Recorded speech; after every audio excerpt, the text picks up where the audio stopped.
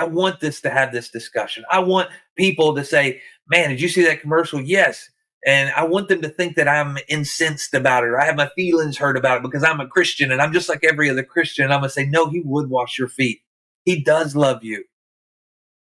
But you know what the rest of that story looks like? I do, because I had to have the same invitation.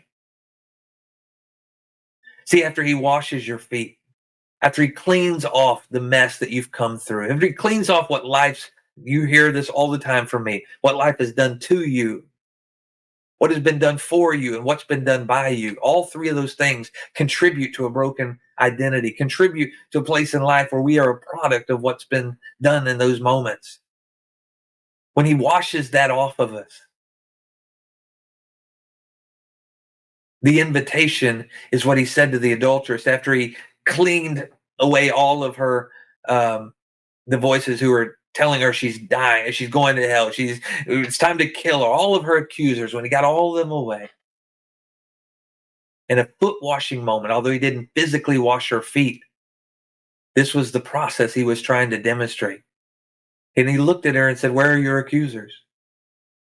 In other words, I've cleansed you for this moment right here. I've taken away what you've done. I've taken away those that can hold you accountable for it. And this is a moment between me and you. Much in the way when he's washing the disciples' feet, he looked up at them in their eyes, looked them eye to eye, because he needed them to know the humility of the master, of the rabbi, of the Lord of Lords, King of Kings, washing their feet. He looked at that adulteress and he said, neither do I accuse you. Go and sin no more. See, we don't know what happened to that woman.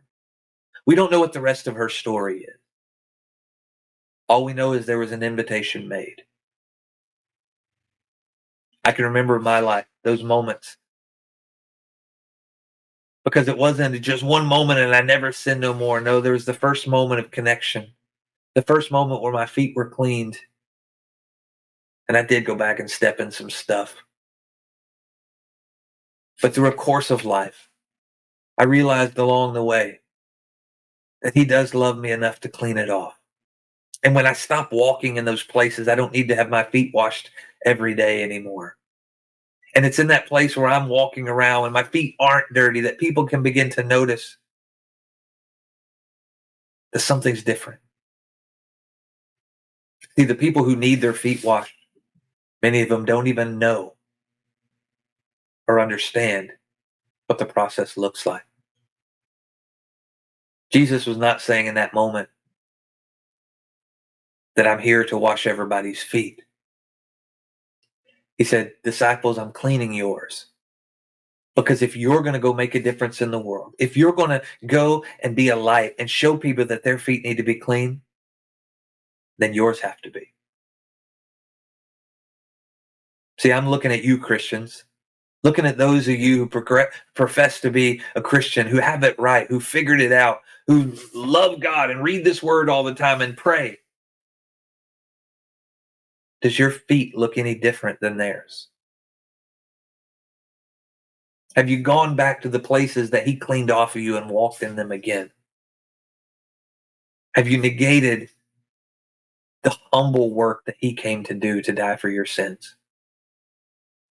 Because after this commercial, two things have to happen. And it's all about us. First, we have to stop and take notice. Are we truly walking out the invitation to be different? Or does our voice sound like everybody else's? Do our actions look very similar to those around us? Are our feet still as dirty as they ever were? That's the first step. The second step is to begin to create intimate connections with people who don't look like you, act like you, sound like you. Because Jesus did another thing very well with his disciples, even those ones who were following them. The moments that they fell short, the moments that they hadn't arrived, and even though he had taught them and led them and they did something silly, he would always look at them and say, "Oh, ye of little faith." In words that are maybe more similar to us, why don't you trust me? See, because as you trust him, you begin to know more and study more and spend more time here. It begins to change you from the inside out. And it's in those places where your faith grows. And as you connect with people who don't believe, we stop trying to preach at people and we start living with people. It opens a door for them to trust us, to have a conversation about this commercial, to ask us what we think,